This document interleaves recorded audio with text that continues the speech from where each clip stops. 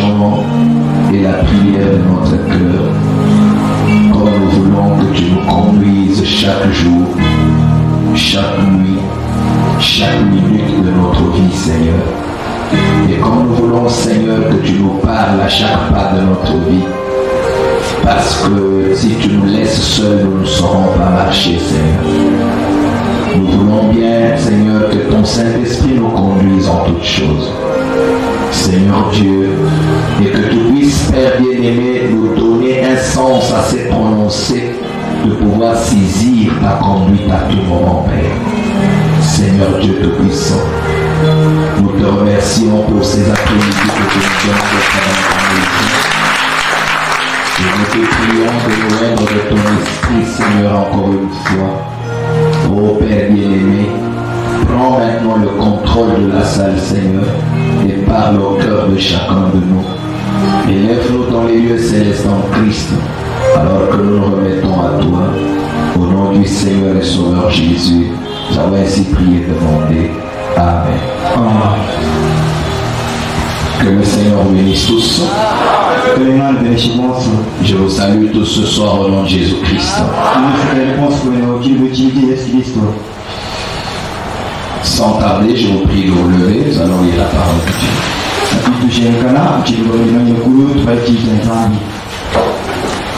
Nous réalisons Actes chapitre 1er.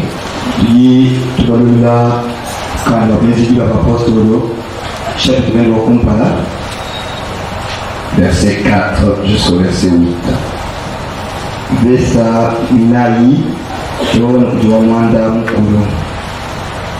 Vous y êtes? Comme il se trouvait avec eux, il leur recommanda de ne pas s'éloigner de Jérusalem,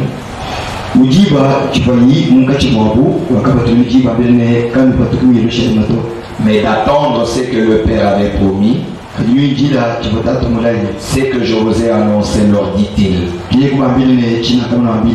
Car Jean a baptisé d'eau, mais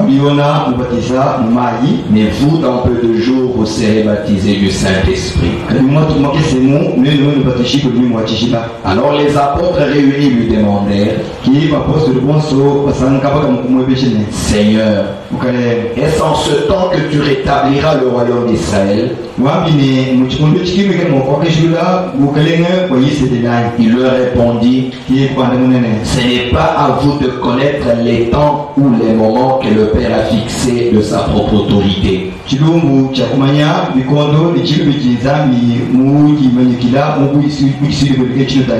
Mais vous recevrez une puissance, le Saint-Esprit survenant sur vous, et vous serez mes témoins à Jérusalem, dans toute la Judée, dans la Samarie et jusqu'aux extrémités de la terre. Que Dieu bénisse sa parole pour votre assaut. Encore une fois, que le Seigneur vous bénisse tous. Depuis hier, nous avons commencé à parler d'un sujet. Le témoignage d'un vrai témoin. Et je vous ai dit que j'ai eu à cœur de parler de ceci parce que pendant que le pasteur Fridi nous parlait, il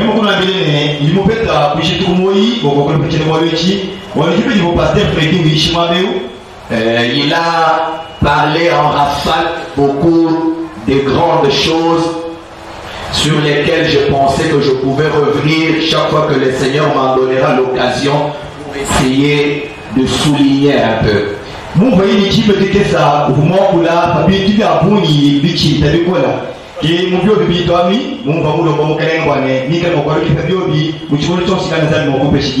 Donc chaque fois que j'ai l'occasion, je retournerai sur une certaine chose pour essayer un peu d'insister pour que cela pénètre dans certaines personnes.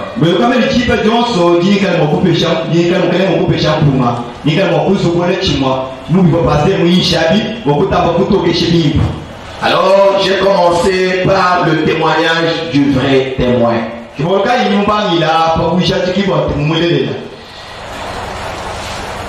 Nous avons vu qu'un témoin,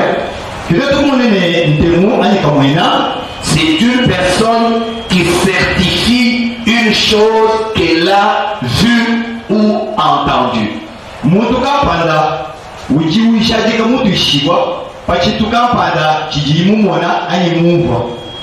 Quelque chose qu'il a vu, quelque chose qu'il a entendu lui-même directement sans personne interposée.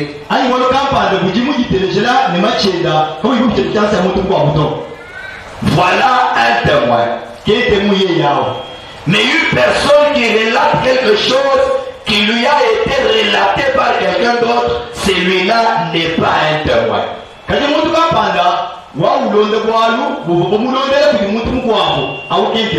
C'est plutôt la personne qui lui a raconté qui est témoin parce que celle-là a vécu les faits.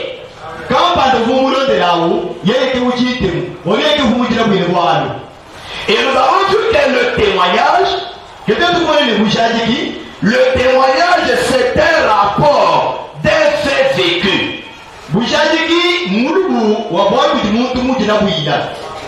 Est-ce que vous saisissez cela? Parce que nous parlons du témoignage d'un vrai témoin. C'est que nous parlons du rapport d'un fait vécu par une personne qui l'a vécu lui-même.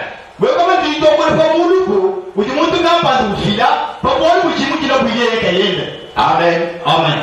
Et nous avons vu que Jésus-Christ, dans Actes chapitre 1er, après qu'il ait exercé son ministère 3 ans et demi sur la terre, il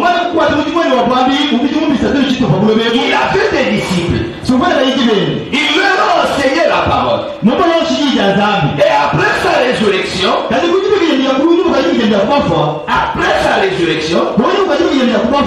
il a constaté que cette parole n'avait pas pris cœur dans les cœurs de ses disciples. Pierre, après avoir marché avec le Seigneur 3 ans et demi, après avoir écouté la parole, mais quand la tentation arrive, Pierre nie le Seigneur. Il dit qu'il ne le connaît pas. À l'heure de l'épreuve, Pierre a nié le Seigneur de gloire. Pourquoi? Il y avait quelque chose qui lui manquait. Mais regardez le même Pierre. Après que la chose qui lui manquait soit venue, quand on l'a attrapé pour le tuer, Pierre qui fouillait est rentré lui-même se livrer. Et il a été crucifié tête en bas pour le Seigneur. Il a accepté d'entrer en prison pour lui. Pourquoi? Parce que il y avait quelque chose qui lui manquait avant mais qu'il avait reçu cette fois-ci. Est-ce que vous saisissez cela? C'est alors que le Seigneur, après sa résurrection, quand il avait besoin de témoins qui pouvaient parler de lui, qui pouvaient parler de lui aux autres, qui pouvaient prêcher le Seigneur, le Seigneur avait compris que ses disciples avaient besoin de quelque chose pour qu'ils soient de vrais témoins.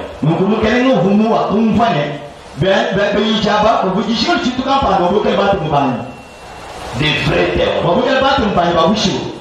Est-ce que vous saisissez cela? Parce que regardez par exemple, les disciples qui avaient écouté le Seigneur pendant 3 ans et demi, qui avaient vécu avec lui, quand le Seigneur ressuscite, il les rencontre sur les chemins d'Emmaüs.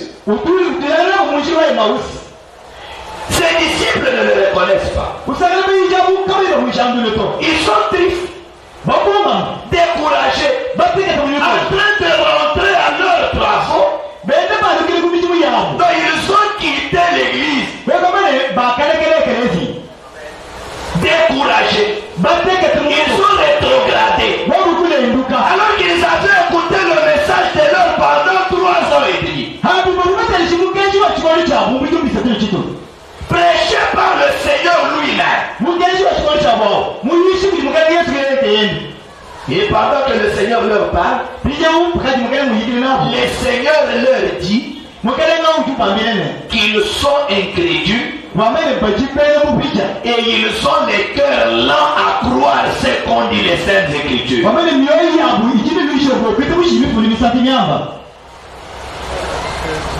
C'est que tout le travail que le Seigneur avait fait sur eux pendant les 3 ans et demi n'avait pas fait d'eux des vrais témoins.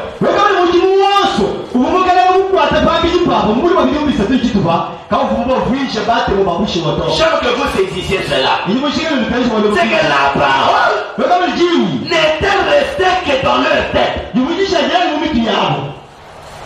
J'aime insister sur cette chose. J'ai reçu une question d'une sœur hier soir. Je pensais que peut-être cette difficulté peut être dans d'autres personnes. Il faudrait que j'éclaire un peu cela.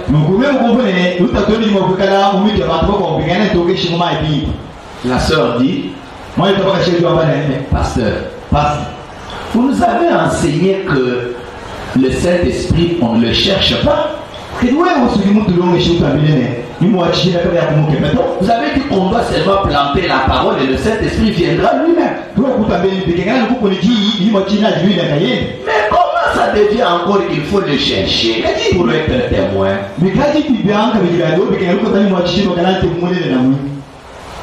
Vous êtes là? J'aimerais éclairer cela peut-être encore une fois. Le Saint-Esprit, l'homme ne le cherche pas. Parce que c'est un don que Dieu donne indépendamment de la volonté de l'homme.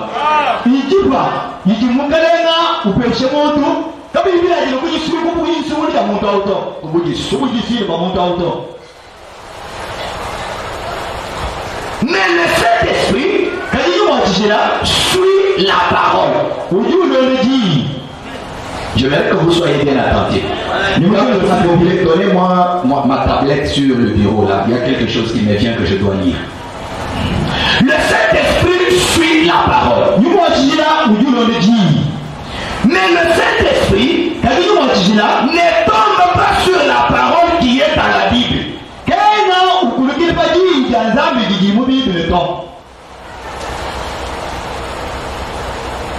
Le Saint-Esprit ne tombe pas sur la parole qui est dans le temple ici.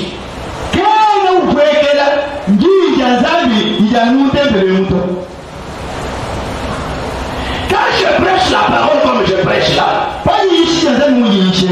si c'est la parole, le Saint-Esprit va tomber ici pour confirmer la parole. Mais il n'entrera pas en vous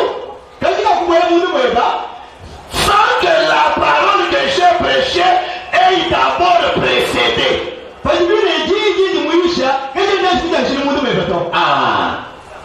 Le Saint-Esprit, c'est une pluie qui vient sur la sémence qui a précédé.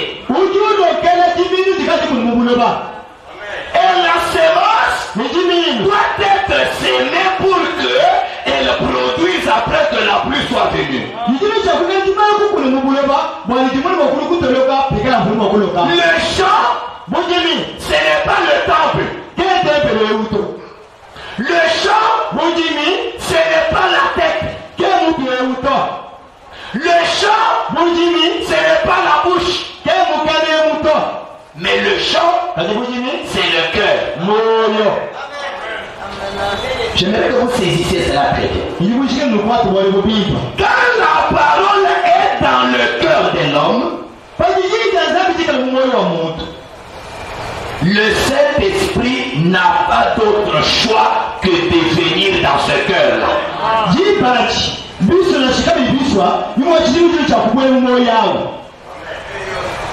Amen. Amen.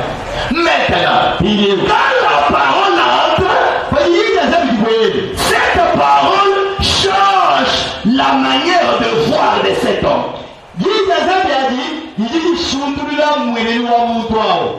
C'est pourquoi la Bible dit, en ce jour-là, j'ôterai de vous les cœurs de pierre,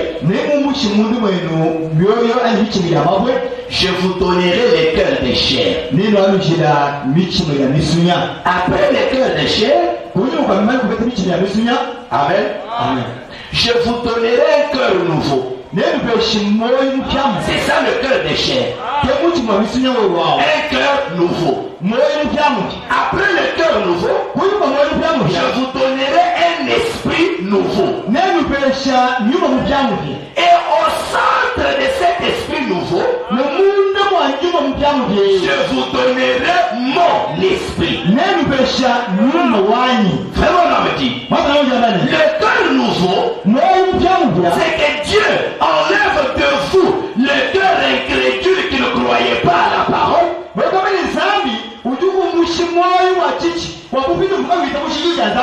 vous donne un cœur de foi qui peut recevoir la parole et la faire entrer dans votre cœur. Puis, l'esprit nouveau, c'est la nouvelle pensée vis-à-vis de la parole. Vous ne voyez plus la parole comme autrefois. Jusqu'à là, le Saint-Esprit n'est pas encore entré. Je ne sais pas si vous saisissez. Maintenant, cet esprit nouveau et ce cœur nouveau change vos appétits. Ça vous donne une nouvelle soif. Une soif d'être plus près de Dieu. Une soif d'être toujours dans la face du Seigneur. C'est ce qui fait que cette personne-là commence à rechercher la face du Seigneur. Il commence à rechercher la face du Seigneur. Il cherche à ce que le Saint-Esprit vienne en lui. Il désire. Il ne recherche pas comme on peut le comprendre. Mais son cœur languit derrière le Saint-Esprit. À vrai dire, j'aimerais que vous me suiviez très bien.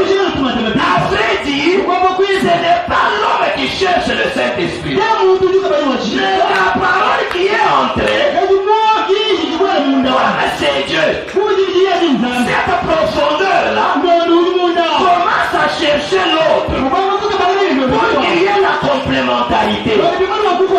C'est là que la parole dit que vous devez le chercher.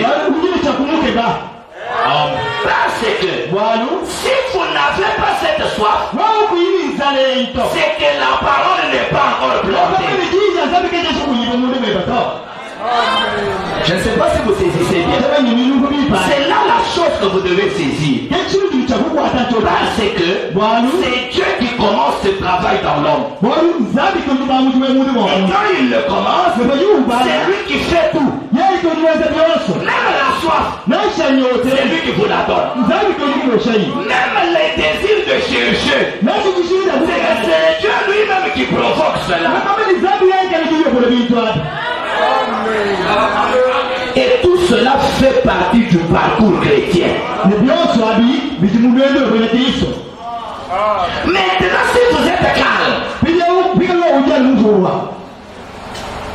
vous n'êtes pas arrivé, mais ce désir n'est pas là, je ne vous condamne pas. Parce que la parole ne vous condamne pas. C'est que vous n'avez pas encore suffisamment planté la parole dans le cœur. Alors ce que vous devez faire, c'est seulement devant la parole. Continuez à avaler la parole. Ne la gardez pas là. Mais faites-la descendre ici. Quand elle entrera, me dit, la parole, elle se transforme en puissance. C'est pourquoi Jésus a dit, les paroles sont esprit et vie. Amen. Quand la parole entre en vous, c'est elle qui devient la puissance. C'est cette puissance qui chasse les ténèbres, qui chasse les péchés, et prépare la place pour l'esprit. Je ne sais pas si on saisit cela. Écoutez ce que Frère Branham dit. Pour éclairer ce que je suis en train de dire. Parce que le diable risque de vous mentir. Vous êtes calme. Vous ne sentez rien. Et vous savez que vous n'avez pas ce Saint-Esprit. Mais vous pensez que c'est fini. Non. Ce n'est pas comme ça que vous devez être. Mais je ne dis pas que c'est de votre faute. Venez vous tenir devant la parole. Quand la parole sera suffisante en vous, pas dans la tête, mais dans le cœur, cela enclenchera le système. Vous-même, vous serez en train de chercher le Saint-Esprit. Avec dit, ça ne sera pas vous. Mais ça sera Dieu qui est entré et qui cherche à ce que la profondeur remplisse notre profondeur.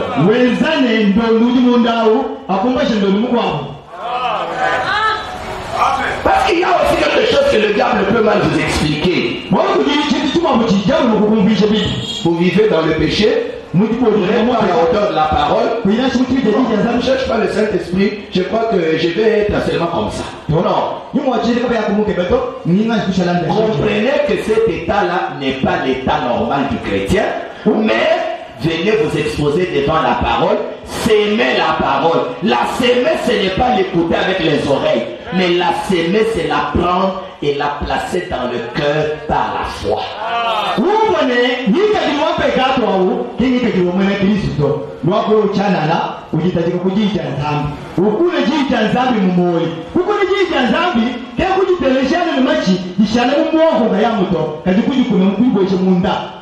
Écoutez ce que le frère Branham dit. Je suis dans la prédication le Messie. C'est un message du 17 janvier 1961. Je prends le paragraphe 39 à 40. Écoutez ce que le prophète dit.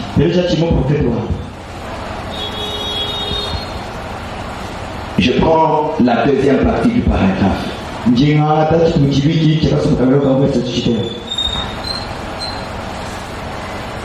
Le don de Dieu, c'est sa parole. Pouvez-vous dire amen?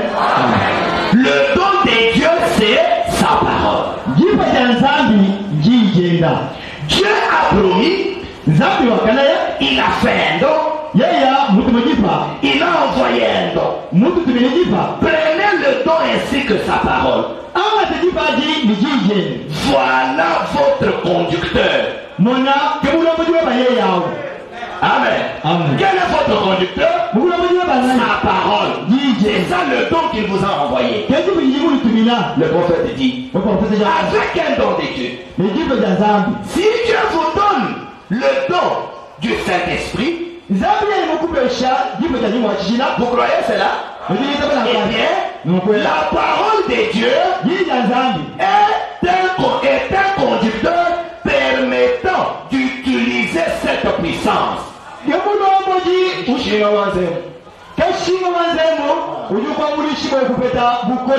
Écoutez, tout ce que le Saint-Esprit vous a promis,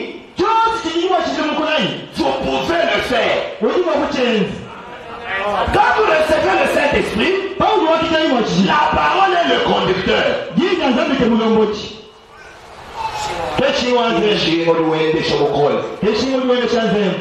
C'est toi qui va l'expliquer. Et quand vous avez le Saint-Esprit, et avec la parole peut manifester tout ce que le Saint-Esprit vous a promis. 40. Vous voyez, voilà la chose qui libère la parole.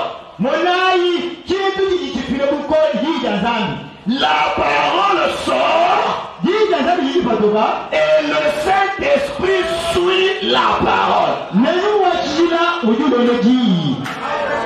Est-ce que vous saisissez cela? La parole sort et le Saint-Esprit suit la parole. Où que la parole est prêchée, vous voyez, votre pasteur l'a prêché. Vous voyez, votre pasteur l'a prêché. La chose suivante, vous savez, le Saint-Esprit passe dans le bâtiment. Pourquoi? Quand le pasteur prêche la parole, le Saint-Esprit vient dans le bâtiment. Voyez, c'est vrai. Il est le conducteur de la parole.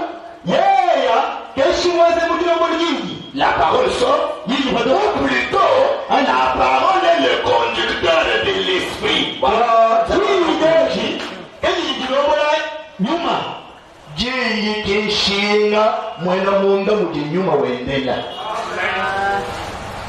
Amen. La parole est le conducteur de l'esprit. Le prophète explique. Suivez très bien. Vous avez là quelque chose. Je vais dit.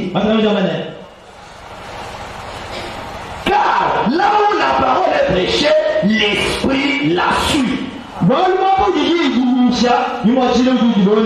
Où qu'elle aille, eh bien, l'esprit suit la parole.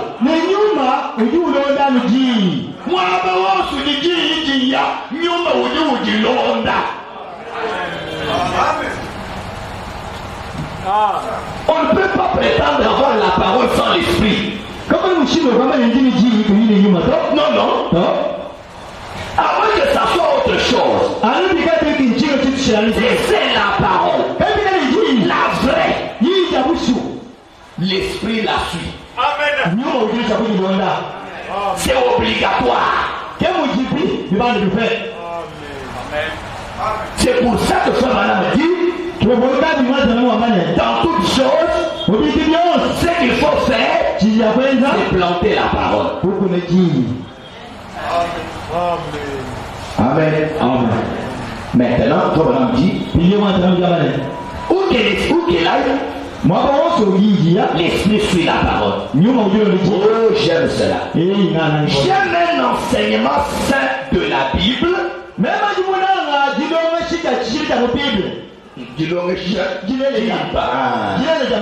Voilà, de la Bible.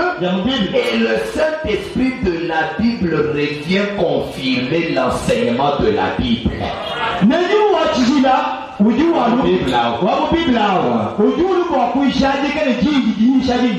Voilà. Amen. Maintenant écoutez.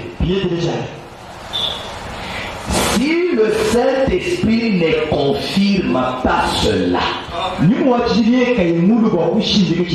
alors vous avez inversé vos fils électriques. Le feu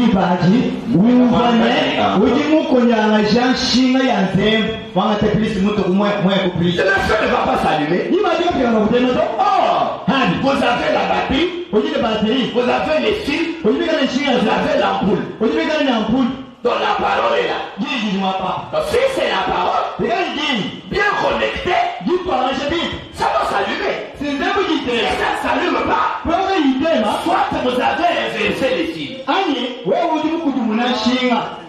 Qu'est-ce que je veux que vous compreniez? Si vous avez sémé la parole dans votre cœur, le Saint-Esprit doit descendre. S'il n'est pas descendu, c'est que c'est vous. Soit vous n'avez pas encore sémé la parole, soit vous avez inversé les choses. Ça veut dire retravailler le cœur, retravailler le champ, ressemer la sémence, le feu viendra.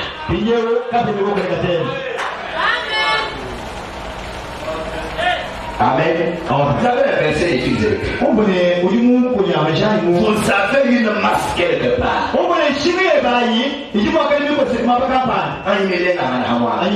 Oui, messieurs.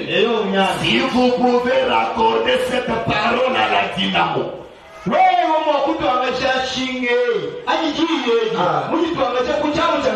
Est-ce que vous saisissez cela? Parce que la parole, ce sont les fils. Et vous ne connaissez pas la dynamo qui produit l'énergie. C'est une grande chose qui produit la plénitude du courant. Il va simplement enflammer ce petit fil électrique pour vous. C'est vrai. Et cela accomplira des choses pour vous. Si ce n'est pas encore allumé, c'est que la parole n'est pas encore dans le cœur. Alors, ce que tu dois faire, c'est la planter là. Parce que dès qu'elle est plantée, bien plantée, l'esprit descend. C'est que là vous êtes un croyant. C'est là que Frère Branham dit que si le Saint-Esprit n'est pas encore venu, c'est que Dieu ne vous a pas encore cru comme croyant. Parce que le croyant, c'est celui qui a planté la parole dans le cœur. Pas dans la tête, dans le cœur. Quand il plante, il est croyant. Il est croyant. Et quand tu regardes, il n'a pas d'autre choix que de venir dire Amen. Il confirme. Il lui donne le signe de la confirmation. Et la confirmation, c'est le Saint-Esprit qui dit tu es croyant. Ça veut dire tu es un bon cultivateur. Tu as planté là où il fallait planter. Est-ce que vous saisissez cela? Et c'est alors que vous devenez un témoin.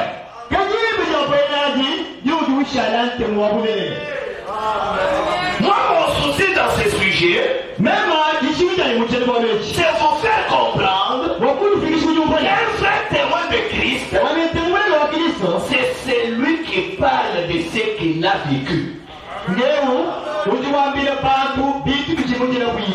Qui parle de ce qu'il a expérimenté. C'est ça le témoignage qui donne la vie. Quand vous dites des choses que vous n'avez pas vécues, ces choses-là n'ont aucun écho dans les autres.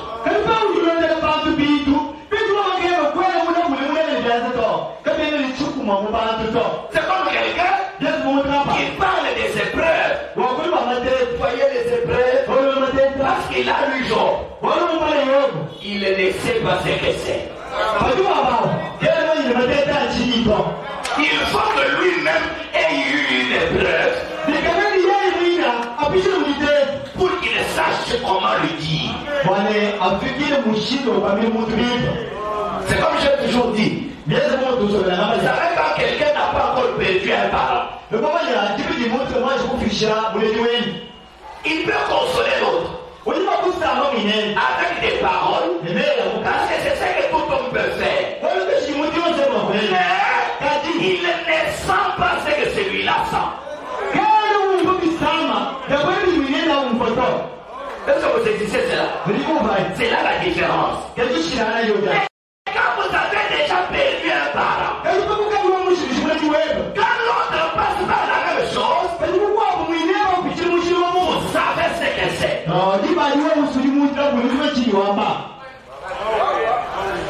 Je ne sais pas si vous comprenez. Et le christianisme, c'est ça. C'est une expérience vécue. Nous ne devons pas parler d'un Christ que nous avons lu dans la Bible. C'est bien, mais la Bible ne ment pas. Elle dit la vérité. Mais ce que vous dites là, comment le connaissez-vous? En lisant, si c'est juste parce que vous avez lu,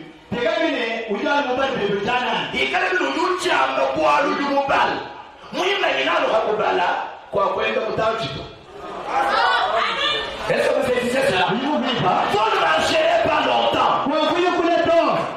Si vous le dites, parce que le pasteur le répète à la chair, c'est vrai.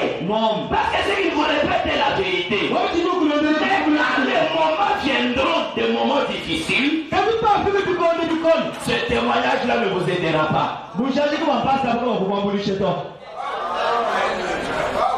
Amen. Le vrai témoignage, c'est ce que vous avez expérimenté. Et là, même si on ferme l'église, même si le pasteur tombe, toi tu restes debout. Pourquoi? On ne t'a pas raconté. C'est pas le pasteur qui tenait ta religion. Mais ta religion, c'est une chose que tu as vécue. Et tu connais comment tu l'as vécu. Tu as rencontré le Seigneur, tu lui as parlé, lui aussi t'a parlé, vous connaissez. Et rien, alors rien ne peut vous séparer de lui. C'est comme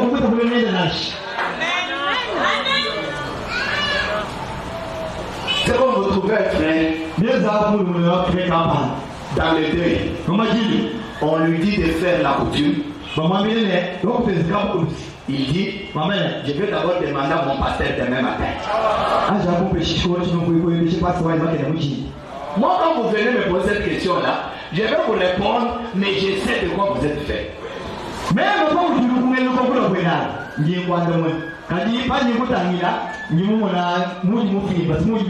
Oh, mes amis, mes frères et sœurs, nous devons comprendre. C'est comme le pasteur Frédéric nous disait. Le système éducationnel, à l'école, on prend un enfant qui ne connaît pas parler français, qui ne connaît pas 1 plus 1 égale 2. Il vient s'asseoir devant le maître. Le maître commence à vomir la science. Et l'enfant avale. J'aimerais que vous remarquiez, dans la même classe, il y a des enfants qui après l'année, quand l'examen vient, ils s'échouent. Et d'autres, ils brillent. Oh, ils étaient dans la même classe. Ils étaient devant le même enseignant. La leçon avait été donnée à eux tous au même moment. Mais la différence, c'est qu'il y a un enfant qui a assimilé la matière et l'autre qui ne l'a pas assimilé. On a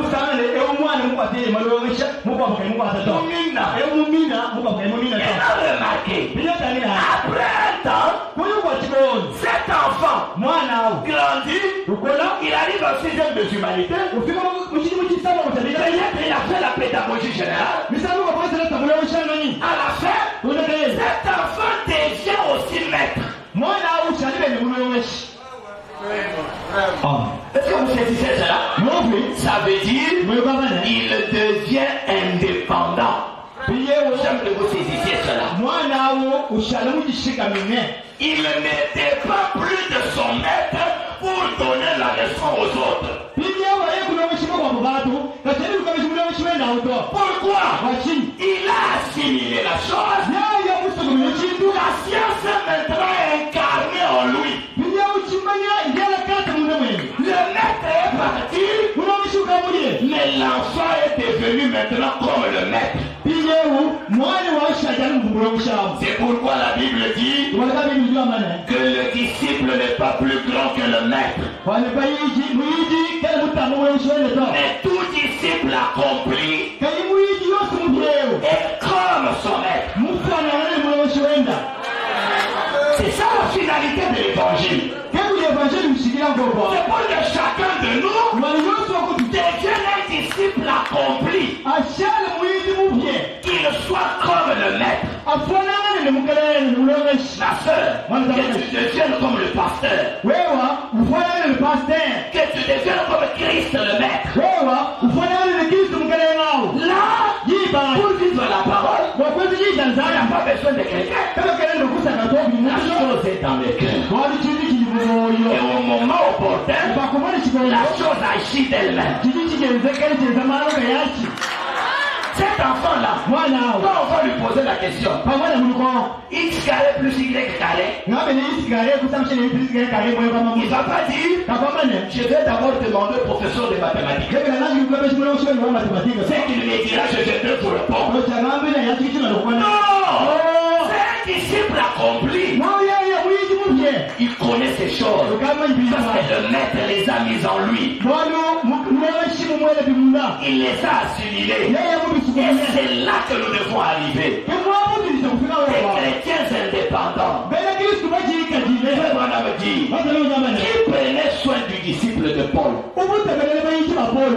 Parce que Paul, il prêchait la parole, il laissait le disciple, il partait.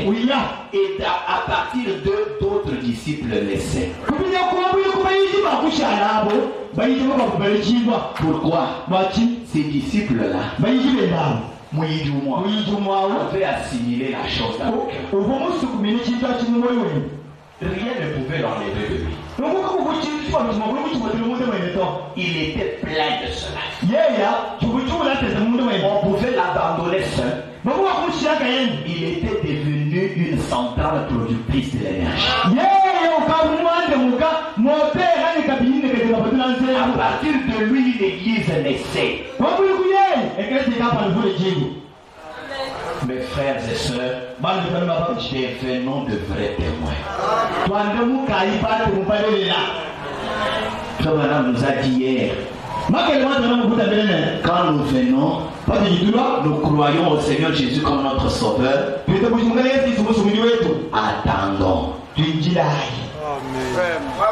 L'Écriture ne dit pas chercher. Attendez. Attendez jusqu'à ce que cette puissance vienne. Madame dit, si nous pouvions attendre ainsi,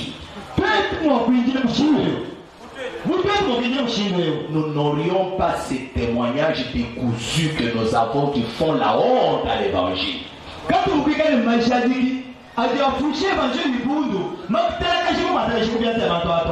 Amen. Amen. Nous devons avoir le vrai témoignage. Écoutez le prophète. Je suis dans la prédication, le témoignage d'un vrai témoin. 68 à 70. C'est un message du 5 novembre 1961. Eh bien, un témoignage. Une personne doit avoir une expérience avant de pouvoir témoigner.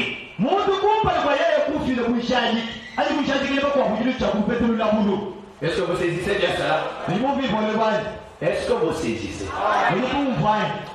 Avant de pouvoir témoigner, il doit avoir une expérience. Si vous êtes confronté au tribunal et que vous devriez témoigner, il vous faut savoir quelque chose avant de pouvoir témoigner. Écoutez, et un témoin c'est quelqu'un qui a vu quelque chose, qui sait que la chose est vraie et qui est appelé pour rendre témoignage. Et puis, un témoin doit savoir de quoi il parle. Il ne doit pas être quelqu'un qui dit on m'a raconté telle chose. Il doit lui-même être témoin. Sinon il parle de quelqu'un d'autre qui a pu être témoin de ce qui est arrivé sur les lieux. Et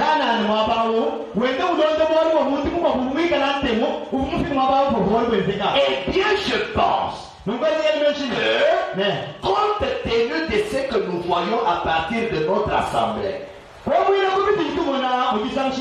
que la vie est très fragile,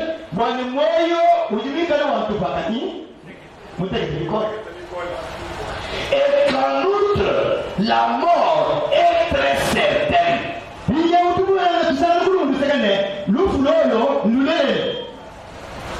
Mon Dieu, c'est ça la pensée. La vie est fragile. Elle peut s'arrêter à tout moment. Et la mort est certaine. Alors, je pense qu'il est nécessaire pour nous d'atteindre un point où nous sommes sûrs et certains de ce dont nous parlons, que ce dont nous parlons est vrai.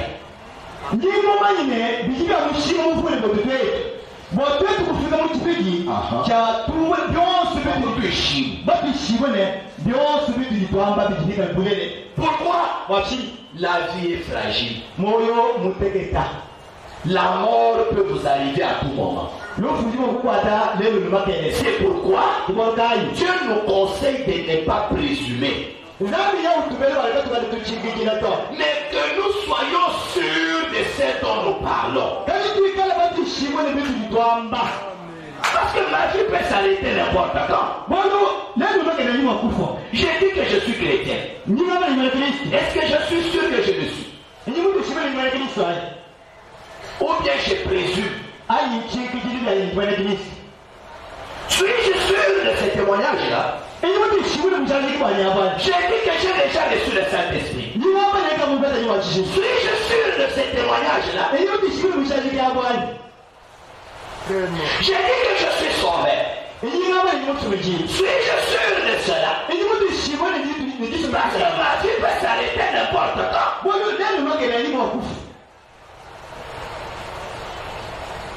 Le prophète dit, vous voyez, ce n'est pas quelque chose que vous pouvez accepter comme ça, comme on dirait à l'aveuglette.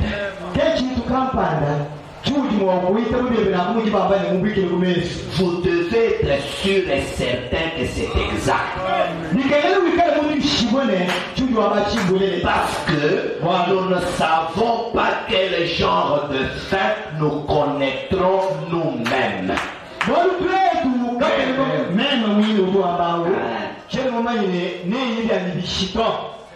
Ma soeur, tu ne connais pas quel genre de fin va t'arriver. Peut-être que tu ne mourras pas d'une mort lente.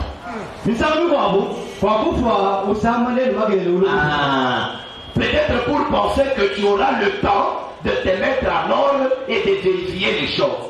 Il y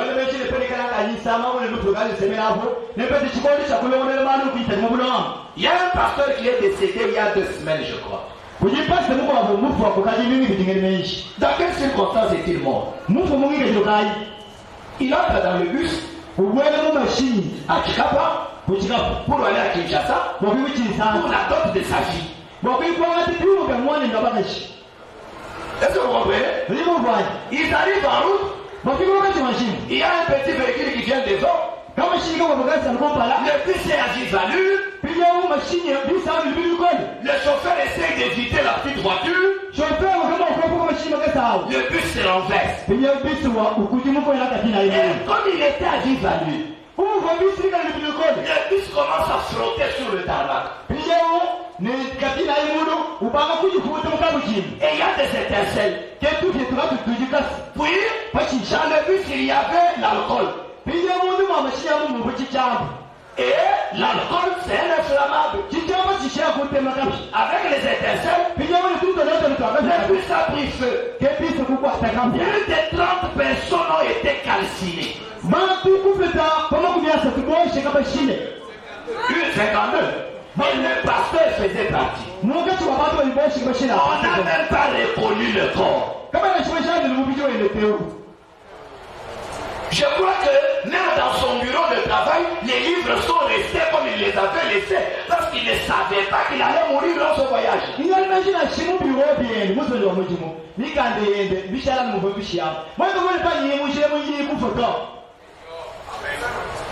Tu vois comment on est décédé? Il y en a qui étaient avec lui ce dimanche là chez lui. Il parlait. Papa Osser est parti dans les mêmes conditions. Ces choses-là doivent nous apprendre. Personne ne sait comment il partira. Dieu seul sait où est-ce que les roues de la vie mortelle vont s'arrêter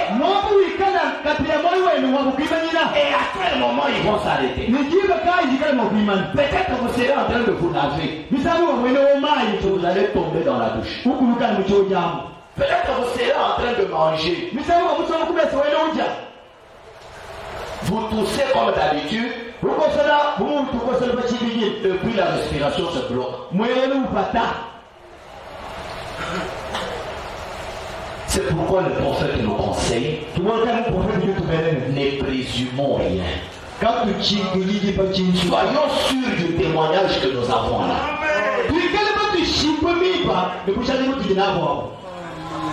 Suis-je un vrai témoin? Jésus-Christ est mon sauveur. Je l'ai dit parce que la Bible le dit ou parce qu'il m'a réellement sauvé.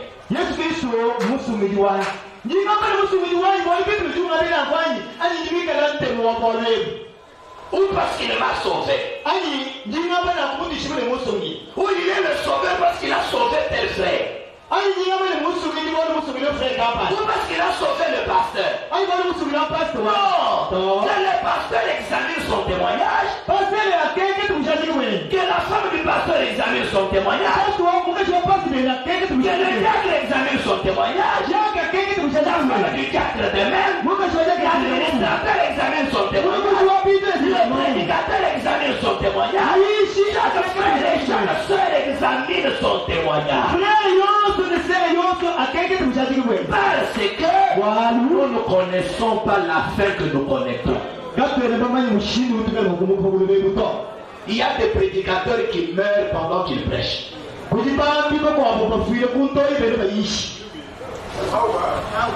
Personne ne le sait. C'est pourquoi ce Vanam vous pose cette question. Dans la prédication, les témoins. Prêchez le 5 avril 53. Le prophète dit: en êtes-vous un témoin?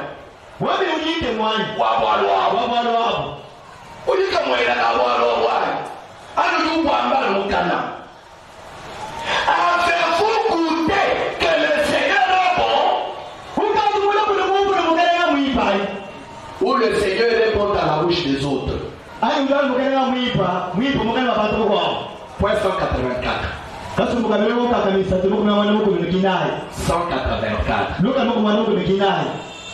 Avez-vous goûté que le Seigneur est bon?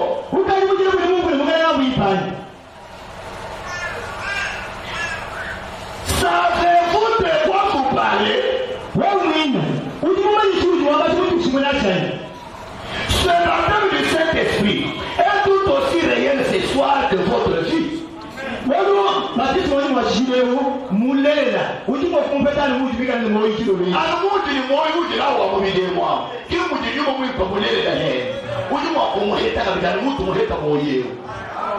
Le Saint-Esprit est aussi réel que la vie que vous avez.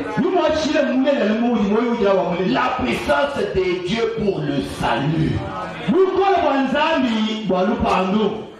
C'est réel. Vous pouvez l'expérimenter. Amen. Vous pouvez l'expérimenter, mon frère. Vous pouvez l'expérimenter, ma soeur.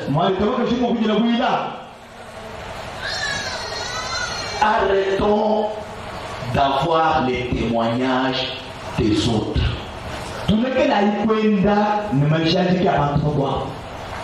Jésus, c'est un Dieu puissant. Il est puissant. Pourquoi? Qu'a-t-il fait pour toi pour prouver qu'il est puissant?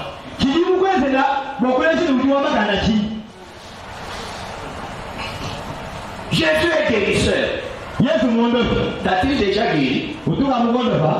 A-t-il déjà guéri quelqu'un par ta prière à toi? Alors comment sais-tu qu'il est guérisseur?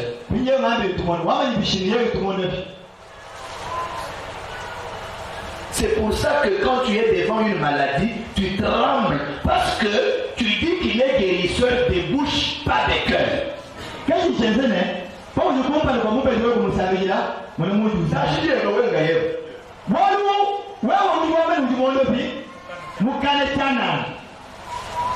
Amen. C'est pourquoi le prophète le dit. C'est la Bible même qui le dit. Que le vrai témoignage, c'est quand le Saint-Esprit le fait par vous. Parce que le vrai témoin de Dieu, c'est son esprit. La Bible dit, personne ne connaît l'homme si ce n'est l'esprit de l'homme. Et personne ne connaît Dieu si ce n'est l'esprit de Dieu.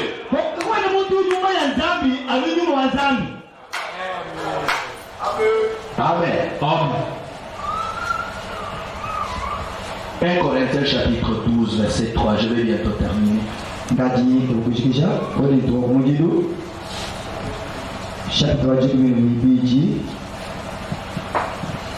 Verset 3.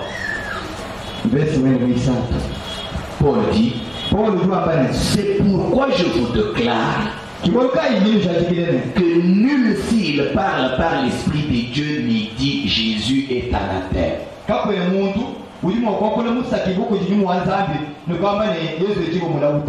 Et que nul ne peut dire Jésus est le Seigneur si ce n'est pas le Saint-Esprit.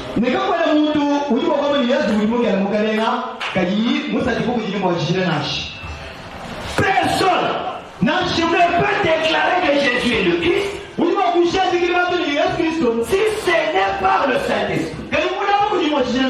C'est que tous les témoignages sur le Christ qui ne viennent pas du Saint-Esprit sont des faux témoignages. Parce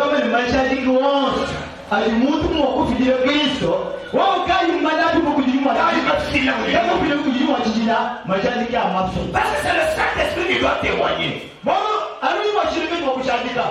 Romains chapitre 8. C'est le Saint-Esprit qui doit témoigner. Romains 8, 16.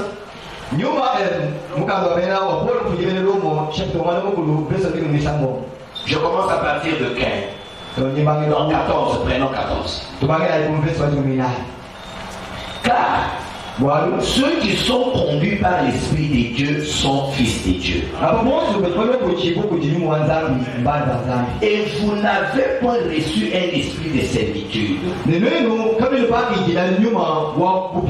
pour être encore dans la crainte, mais vous avez reçu un esprit d'adoption par lequel nous crions Abba Père. L'Esprit lui-même rend témoignage à notre esprit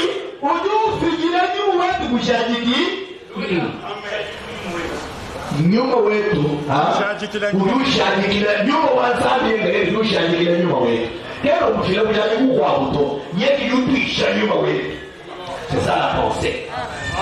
L'esprit lui-même rend témoignage à notre esprit que nous sommes enfants de Dieu. C'est pour que vous soyez certains que vous êtes enfants de Dieu. Ce n'est pas la bouche, ce n'est pas fou, mais l'esprit de Dieu doit témoigner à votre esprit que vous êtes enfants de Dieu. Et c'est un témoignage infaillible. C'est pourquoi la Bible dit que le témoignage de Dieu est plus grand que le témoignage des hommes. Et on peut dire que vous êtes chrétien, mais ce n'est pas un témoignage fiable. Mais dans l'esprit de Dieu, il connaît toutes choses. Un témoignage à votre esprit. Vous êtes enfant de Dieu, vous n'allez plus jamais trimballer. Vous n'allez plus jamais rétrograder. Vous n'allez plus jamais douter de votre salut. Parce que cela ne vient pas de votre pensée. Cela ne vient pas de l'homme. Cela vient de Dieu. Dieu lui-même, il vous sauve. Il rend témoignage qu'il vous a sauvé. Et le témoignage de Dieu est plus grand que tous les témoignages. J'aime cela. Amen. L'esprit lui-même rend témoignage à notre esprit que nous sommes enfants. Maintenant, ce témoignage que vous avez vient d'où? Du pasteur? Si c'est parce que le pasteur dit que vous êtes une bonne soeur, une bonne chrétienne, c'est juste ça votre absolu, c'est qu'un jour vous allez manquer.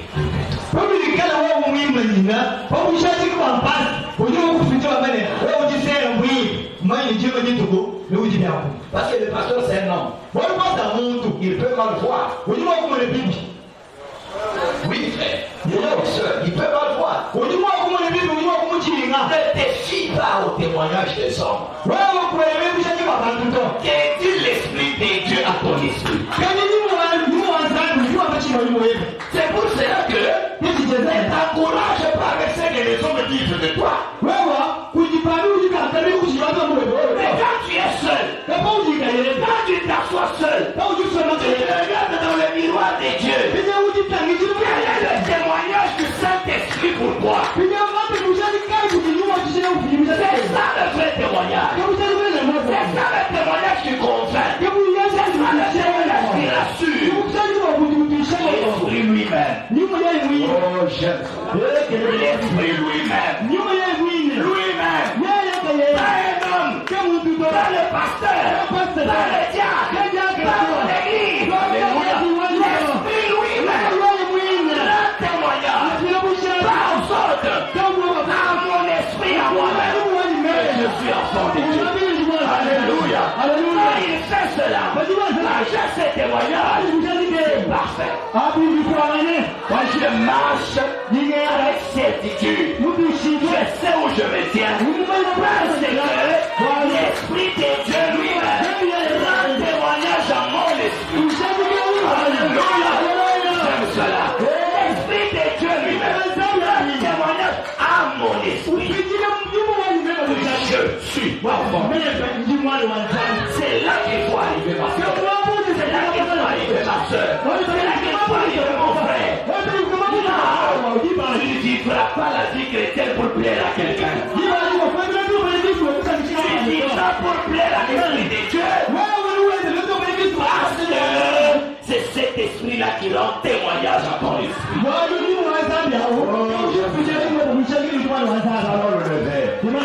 Le témoignage de Dieu est plus grand plus que le témoignage des hommes. Il faut que lui entre en vous et qu'il rende témoignage.